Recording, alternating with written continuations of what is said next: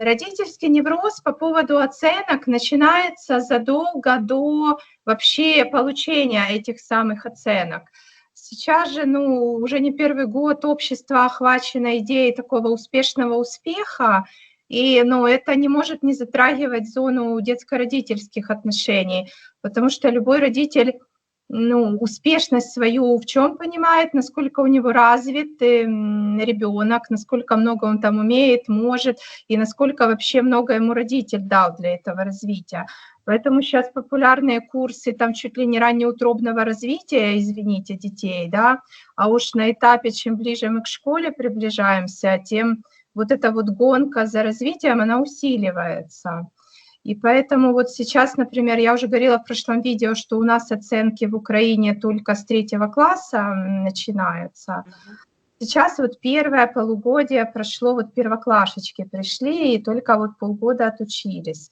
Если бы вы знали, сколько мам прибежало ко мне уже в кабинет в тревоге, что ребенок там не успевает, у него не получается, там, например, красиво не пишет он там букву К или еще какую-то букву.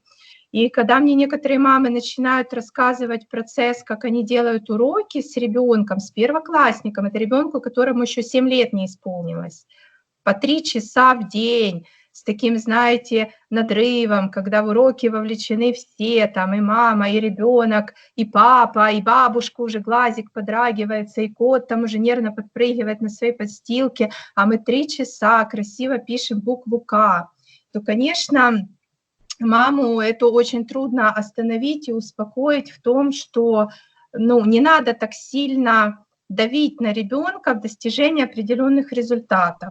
И, конечно, когда уже эти оценки фактически начинаются появляться, то если вот такую маму в этом неврозе, которая еще до 1 класса впала в невроз, если ее не остановить, то, конечно, с оценками уже дальше возникают ситуации, вот эти, а почему так мало, да, почему ты там плохо постаралась или плохо постарался, почему не выше, набор вот этот сумасшедший репетиторов. Мне как-то звонила одна мама с жалобой, что девочка плохо разговаривает или почти вообще не разговаривает. Я так по телефону начала у нее осторожно спрашивать вообще, сколько лет девочке, что предшествовало. И девочке оказалось 4,5 года, и мама ее водила, по-моему, на 5 иностранных языков, то есть там французский, английский, романо-германская группа, и потом еще плюс китайский язык. Это в 4,5 года, когда ребенок родной язык еще не освоил хорошо, да. Естественно, у ребенка такой произошел, ступор просто. Девочка закрылась и перестала разговаривать, когда тебя так натужно вынуждают. Поэтому, родителям, конечно, стоит свою вот эту тревогу все-таки как-то, хотя бы научиться у себя отлавливать, потому что если ты ее отлавливаешь, ты уже тогда в состоянии ей управлять. И вот как раз для этого одна из ролей психолога в школе – это успокаивать вот этих тревожных мам и говорить, что у вас все в порядке, у вас ребенок развивается по возрасту, то, что он сейчас не пишет красиво букву К, это нормально, потому что у него в школе есть огромный промежуток времени, в который его должны научить это делать. И я всегда говорю родителям, что как бы они там за успеваемость не переживали, они не должны становиться для ребенка, вот эту роль учителя замещать. То есть не могут уроки стать единственным способом такого контакта родитель-ребенок, не может быть. Или вот эти вот разговоры по поводу успеваемости в школе, почему ты там плохо успеваешь или как-то не так, они не могут, все отношения с собой подменить. Понимаете? Поэтому, вот так. Насколько частая ситуация, когда дети считают, что их не любят, если они учатся не на 5 и 4? Знаете, вот честно говоря, это было в нашем детстве очень сильно. То есть как-то ты начинал себя, такое ощущение, что действительно родительская любовь зависела от твоих каких-то качеств или от твоего поведения. Но вот то, что я могу сказать, изменилось в лучшую сторону, сейчас, в нынешнем поколении я такого, практически не наблюдаю. То есть все-таки мамы уже современные и папы научились вот как-то разделять эти понятия, что я тебя люблю все равно, там, несмотря на то, как ты учишься или что ты там делаешь, я тебя люблю. То есть в этом, слава богу, нету, ну, как бы, да, беспокойства или проблемы. Но проблема есть в том, что все-таки давить же можно очень сильно. Делай, делай, делай, старайся, старайся, давай, давай, давай. И в итоге... Ну, к подростковому возрасту, вы знаете, сколько уже, ну, как бы депрессии такой подростковой, потому что вот подросток как будто чувствует, что он не добегает, или у него там сил не хватает, или он не те результаты выдает, которые там, например, ну, там сосед его там или кто-то еще выдает.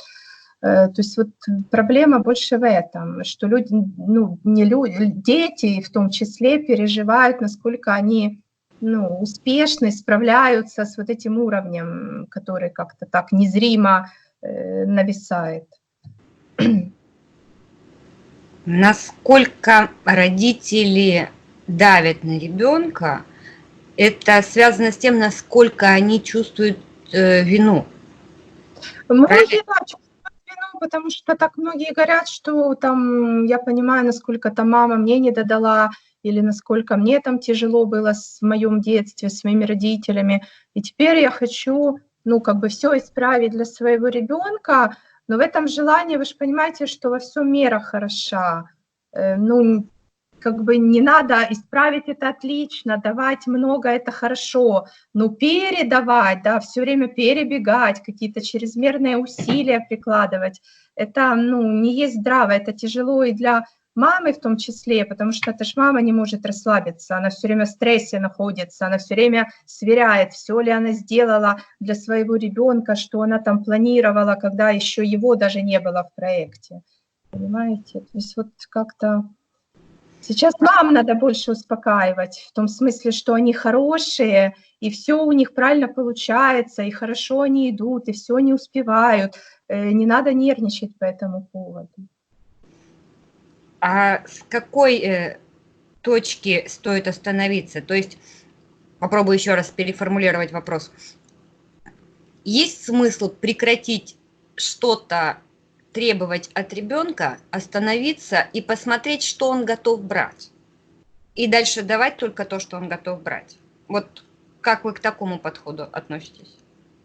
Насколько он правильный? Ну, это очень взвешенный подход. И, например, если мы говорим о младшем, там каком-то даже младшем школьном возрасте, то это нормально, когда в этом возрасте, ну, дети же все талантливые, и они все охотно очень много всего пробуют. Они там и поют, и рисуют, и какая-то там ментальная арифметика им нравится, что-то спортивное, там танцы, бла-бла-бла. И это нормально, когда много пробуют, но в конце концов, невозможно же всем заниматься хорошо, и даже не просто, вообще всем невозможно заниматься, поэтому уже там по истечении, наверное, первого, второго класса стоит какой-то выбор сужать, да, там, давай, например, из всех наших кружков подумаем, а что тебе больше нравится, на чем мы остановимся. Или если ребенок сам говорит, все, я там, мам, не хочу туда ходить, ну, неинтересно мне уже, то принять это неинтересно, потому что многие мамы еще боятся, а вот он сейчас типа все попробует, а если он ничего не выберет, как это, вот он все скажет, мне неинтересно, где, ну такого не бывает, ну я не знаю, не бывает, интерес это естественное какое-то состояние человека, если его совсем там не обрубили, не кастрировали. Поэтому не бывает, чтобы ребенок вообще сказал, все, я ничего не хочу, мне ничего не интересно, я буду сидеть дома. Нет. А если ребенок говорит, что ему неинтересно, может быть, родителю есть смысл задавать вопрос, что конкретно тебе неинтересно, само занятие или человек, который тебе об этом рассказывает? Может быть, в этом тоже есть большая проблема? Ну, я не знаю, мне кажется, тут можно еще присматриваться, но мы же обычно сами охотно делаем то, что нам нравится, да.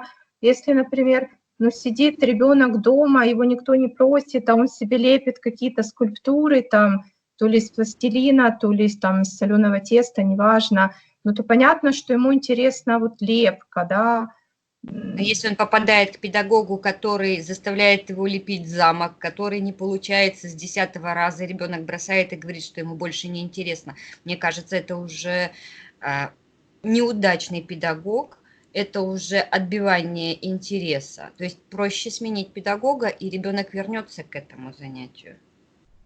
Так? Тут, понимаете, тоже такая тонкая грань, ведь ну, мы многое там начинаем на волне интереса, но мастерство и навыки, они же как приходят? С многократным повторением. Многократным повторением, да, и не всегда тебе уже повторять там интересно, но ты понимаешь, что надо как-то отшлифовать, если ты хочешь вообще этим заниматься. То есть тут как раз, ну, понятно, что если педагог будет давить там, типа, вот что ж ты не можешь слепить этот замок, мы лепим его уже 10 раз, или ну я ж тебе говорила, что тут надо эту башню крепить вот так. Конечно, это отбивает интерес. А если педагог говорит, ну, ничего страшного, вот эта попытка уже гораздо лучше, чем та, что была, а давай мы еще вот тут, вот тут, вот тут чуть-чуть добавим, и вот это будет практически здорово. Ну, то есть такое мягкое как бы сопровождение, когда говоришь, вот это уже лучше, чем то, что было, но надо еще чуть-чуть там добавить. Вот это как раз, ну, интерес очень поддерживает, да.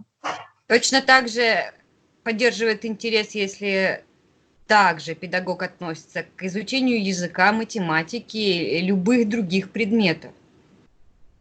Ну, да, в этом плане, да, конечно, важно, чтобы человек сам горел, вот ему нравилось то, чему он учит.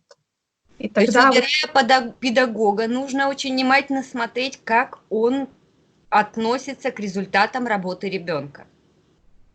Да, и насколько он, ну, что ли, комфортно сопровождает ребенка, ну, в этом процессе постижения какого-то навыка, потому что, ну, есть даже очень хорошие тренеры, ну, в смысле хорошие в плане, что могут, например, там, качественного, результативного спортсмена подготовить, но при этом они там, не знаю, так на него орут и так его мочат, что, ну да, он там прыгает или бегает отлично, Но он в неврозе.